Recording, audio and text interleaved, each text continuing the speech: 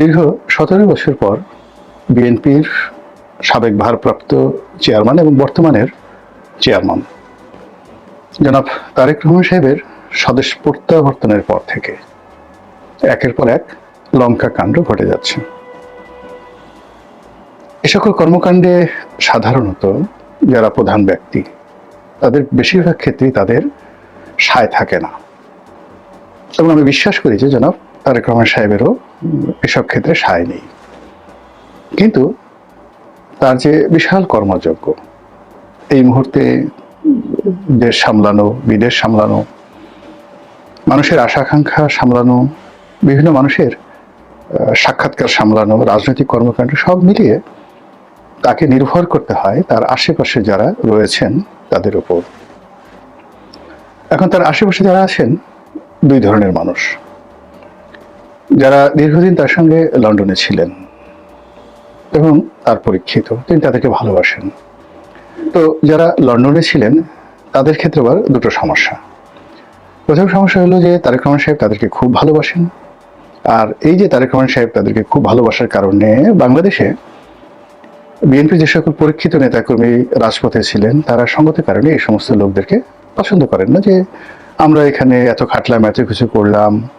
আর তারেক রহমান সাহেব বিদেশ থেকে যাদেরকে নিয়ে এসেছেন তারা বয়সে অল্প বয়সী, তরুণ, বাস্তব রাজনীতির ক্ষেত্রে এতটা অভিজ্ঞতা সম্পন্ন নন, অথচ তারেক রহমান সাহেব তাদেরকে প্রিভিলেজ দিচ্ছেন। এইগুলো এক। আর তাদেরকে বাদ দিয়ে তারেক রহমান সাহেবের সঙ্গে দেখাও করা যাচ্ছেন না। অন্যদিকে যেটা হলো যে যারা লন্ডন থেকে এসেছেন তারা মূলত তারেক রহমান সাহেব যেহেতু পছন্দ করছেন, তাদেরকে ধরে নেওয়া হয় তারেক রহমান সাহেবের ইচ্ছা, আকাঙ্ক্ষা, স্বপ্ন, তার রুচি, অভিরুচি, শিক্ষা দীক্ষা সবকিছুর সঙ্গেই তারা কমপ্লাই করতে পারেন।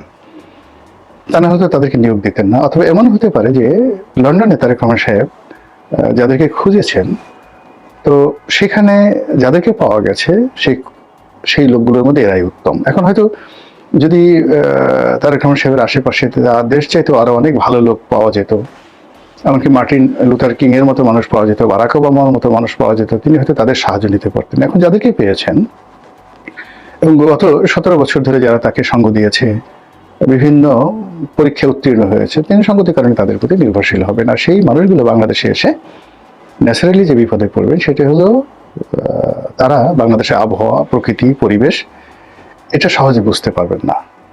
এখানে যারা আছেন বিএনপির ভেতরের এবং বিএনপির বাইরের, জামাতের এবং আওয়ামী লীগের যে সকল শ্রেণী শত্রু রয়েছে, তারা সঙ্গতির কারণে তারেক রহমান সাহেবের যারা পার্সোনাল স্টাফ রয়েছেন, সহকারী রয়েছেন অথবা অ্যাডভাইজার রয়েছেন, তাদের পদে পদে বাধা তৈরি করবেন, বদনাম করবেন, দুর্নাম করবেন, এবং এই কর্মকাণ্ডের ফলে একটার পর একটা অনার সৃষ্টি হবে।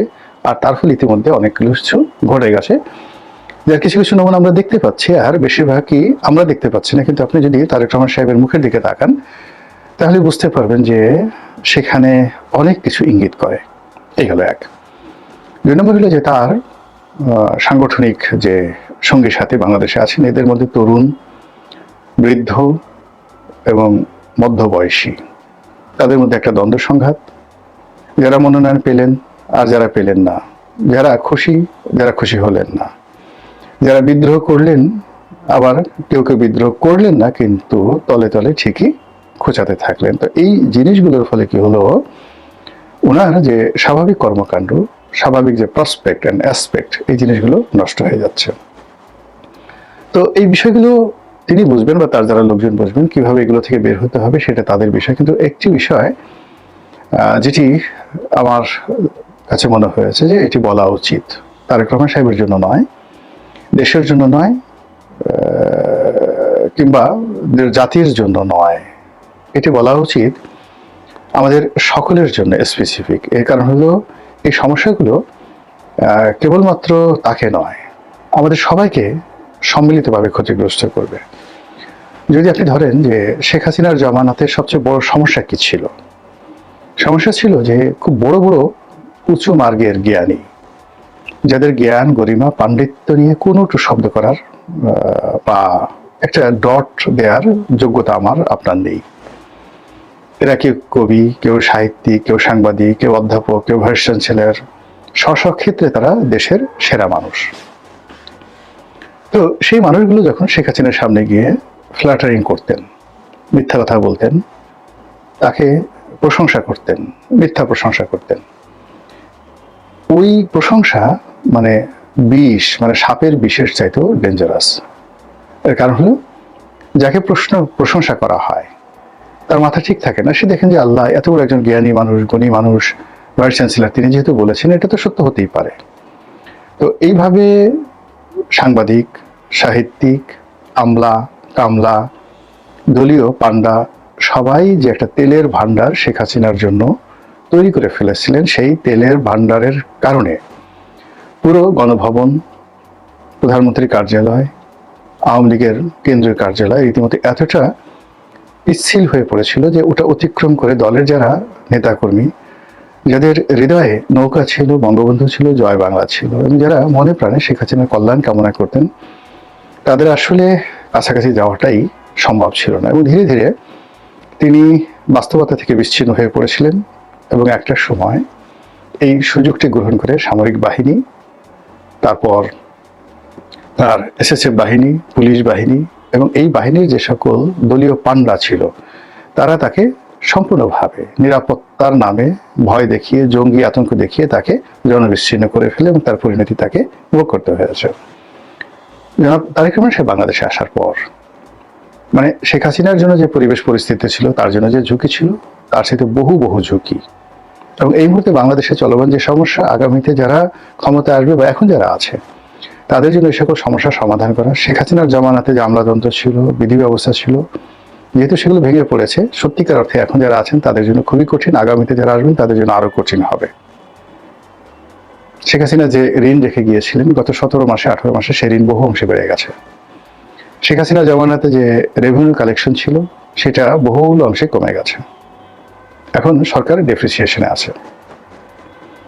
এর বাইরে শেখ হাসিনার জামানাতে সিভিল সোসাইটি ছিল, গণমাধ্যম ছিল, তেলবাচ্চি চলতো, তার সঙ্গে সঙ্গে আবার টেলিভিশনগুলোতে ভীষণ রকম প্রতিযোগিতামূলক মানে টকশো হতো, সভা সমিতি সেমিনার হতো, এমনকি রাজপথে গালাগালি হতো। এবং শেখ হাসিনা, ওবায়দুল কাদের থেকে শুরু করে সবাইকে অকথ্য ভাষায় গালাগাল করা হতো।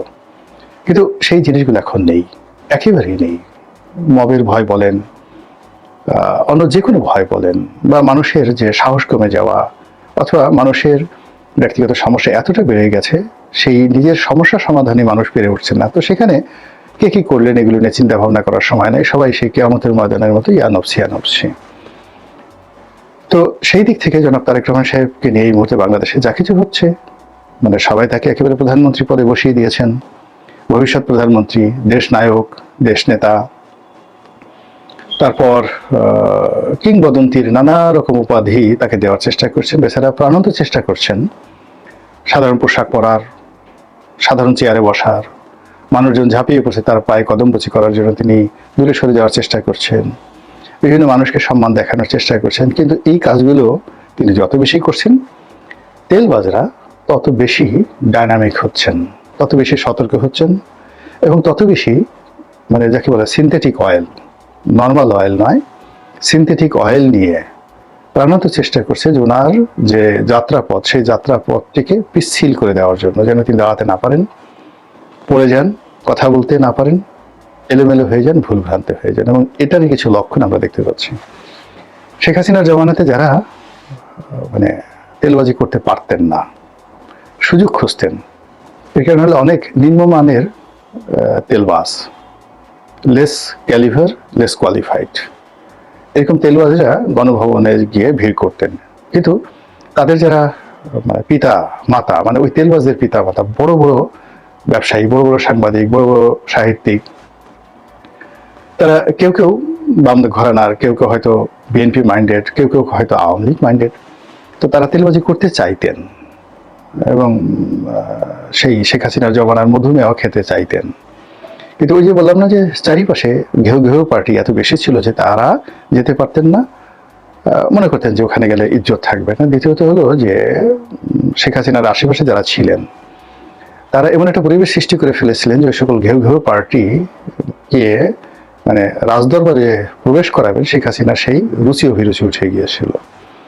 এখন এই গ্রুপটি সদেল বলে ঝাঁপিয়ে পড়েছেন, বড় বড় তেলবাজ, মানে যারা সাধারণত আন্তর্জাতিক অঙ্গনে তেল দেয়, যারা সেই বিভিন্ন রাজপ্রাসাদে তেল দেয়, হোয়াইট হাউস, এলিসি প্রাসাদ, বাকিংহাম প্যালেসে যারা তেল মারে, এইরকম তেল এখন জনাব তারেক রহমান সাহেবের পেছনে দেওয়ার জন্য, সামনে দেওয়ার জন্য, চারিদিকে ছিটানোর জন্য যে সকল মানুষ তাণ্ডব শুরু করেছে, এই তাণ্ডবে ওনার মানে চলার যে পথ, এই পথটি নষ্ট হয়ে যাচ্ছে।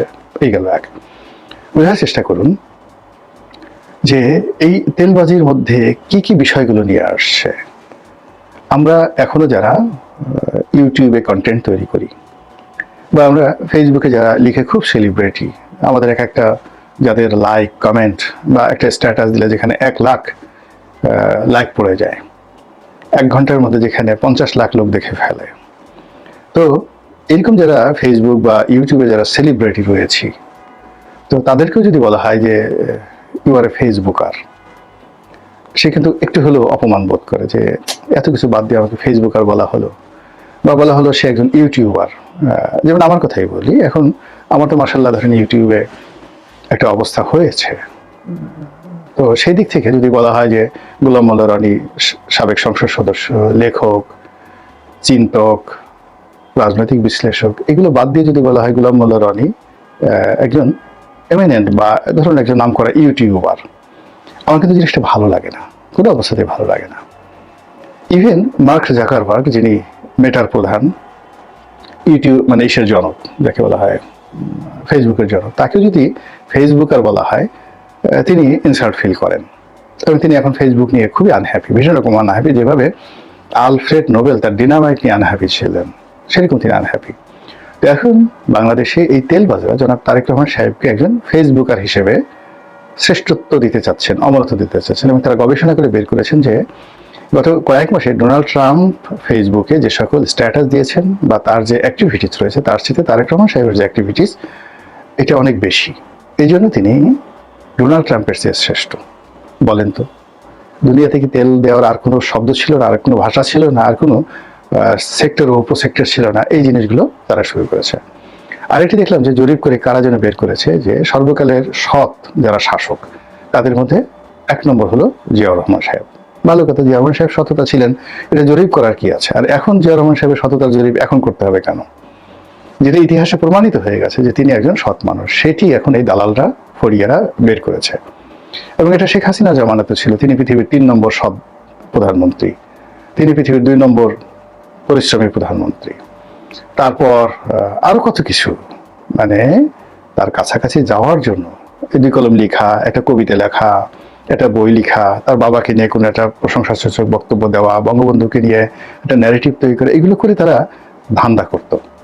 এখন এই যে ফুড়ি এবং ধান্দা তারেক রহমান সাহেবকে কেন্দ্র করে যেটা শুরু হয়েছে, আল্লাহ মাফ করুক, আমাদের সবাইকে মাফ করবে, এটা যদি অব্যাহত চলতে থাকে তাহলে গন্তব্য যে কোথায় গিয়ে শেষ হয়, মহান আল্লাহ রাব্বুল আলামিন ছাড়া আমরা কেউ বলতে পারি না।